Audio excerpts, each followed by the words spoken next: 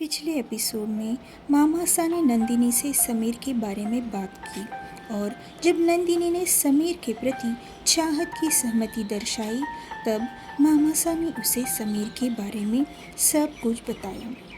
कुछ दिनों बाद आशा की शादी होने वाली थी। जब वो और उसका पति संगीत वाले दिन डांस कर रहे थे तब उनकी जगह नंदिनी समीर और खुद को इमेजिन करने लगी। अब आगे। आशा की जल्द शादी हो गई और वो अपने ससुराल चली गई। वक्त तेज़ी से बढ़ रहा था, रिजल्ट आ गया था और नंदिनी को ग्रेजुएशन करना था। उसे प्रोफेसर बनना था, इसलिए उसने बीएससी करने की सोची। गीता और आशा ने ही बीएससी के लिए ही एडमिशन लिया था। तीनों को सेम ही कॉलेज में एडमिशन मिला था, इसलिए तीनों बहुत खुश थी। तीनों दिल लगाकर मेहनत से पढ़ाई कर रही थी। तीनों भी होशियार थी, लेकिन उनसे बेहतर थी गीता, जिसे एक ही बार में सब कुछ समझ आता था और फिर वो दोनों को समझाकर बोल देती थी। तीनों के भी दिन अच्छे कट रहे थे। अब उनका सेकंड ईयर चल रहा था। आशा के पति और उसके ससुराल वाले उससे बहुत खुश थे, क्योंकि वो घर और कॉलेज दोनों भी अच्छे से संभाल रही थी। अब गीता के घर वाले भी गीता के लिए लड़का देख रहे थे।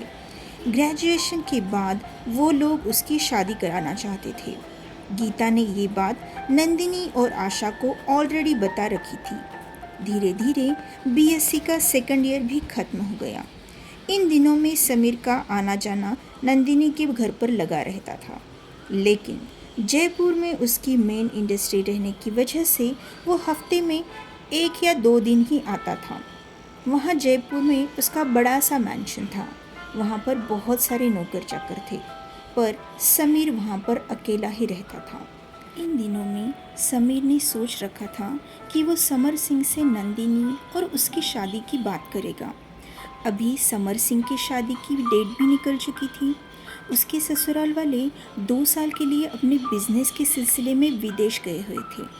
उसके ससुराल में उसकी होने वाली पत्नी आराध्या के अलावा उसके सास ससुर और 2 साले भी थे, जो कि नंदिनी के उम्र के ही थे। ये लोग जोधपुर के ही जाने माने परिवार में से थे। इनका घराना भी राजपूत परिवार की तरह बहुत बड़ा था। समर सिंह शहर का जाना माना वकील था। बहुत कम समय में उसने सफलता हासिल की थी। उसके शोहरत के कारण ही आराध्या के घर वाले इस शादी के लिए बड़े उत्सुक थे।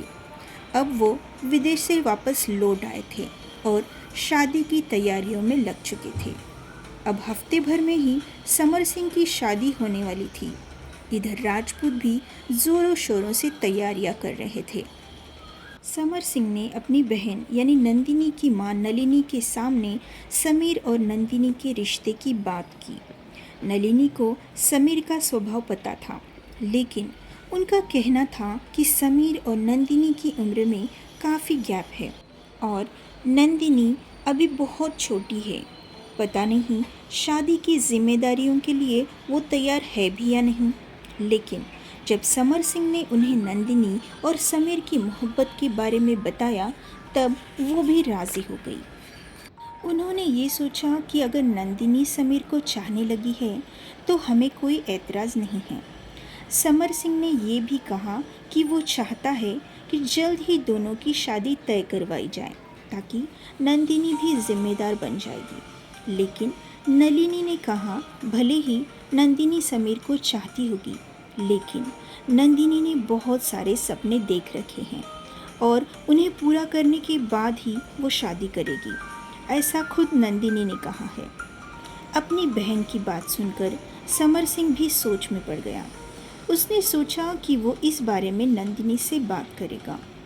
नलिनी ने भी सोचा कि वो समीर और नंदिनी के रिश्ते के बारे में नंदिनी के बापूसा से बात करेगी।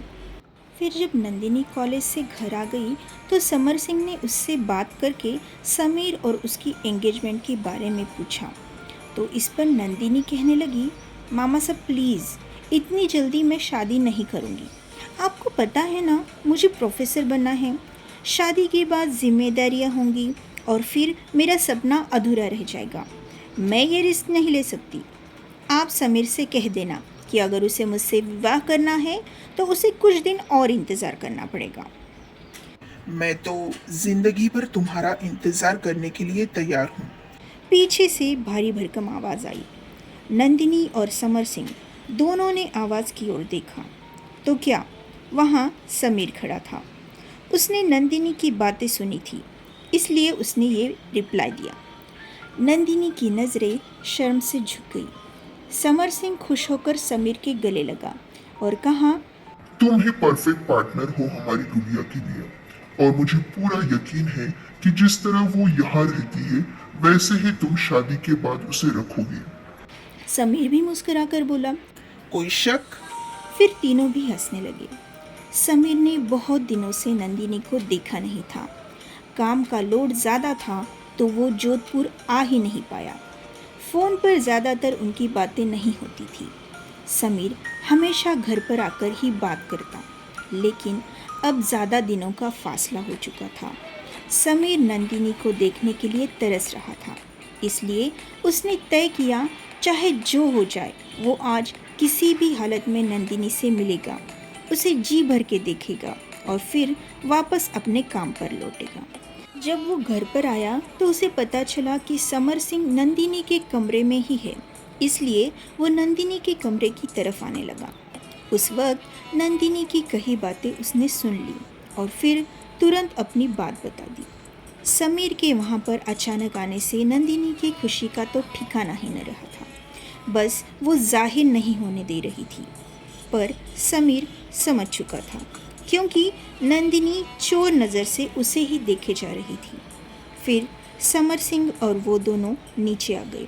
इधर उधर की बातें हो गई और फिर थोड़ी देर बाद समीर जाने लगा। उसका तो मन ही नहीं था वापस जाने का, पर काम इतना था कि उसे वापस जाना पड़ा। नंदिनी को पता नहीं क्यों बहुत ही रूखा सा लग रहा था। वो जाते हुए समीर को भर्राई आंखों से देख रही थी। उसका दिल बेचैन हो उठा था। मामा सा ने जो कहा था उससे वो थोड़ी बहुत सहमत हो चुकी थी। समीर के जाने के बाद मामा सा ने फिर से नंदिनी को समझाया था कि सिर्फ अभी के लिए एंगेजमेंट करते हैं और शादी बाद में कर लेते हैं। यही बातें सोचते सोचते नंदिनी सो गई।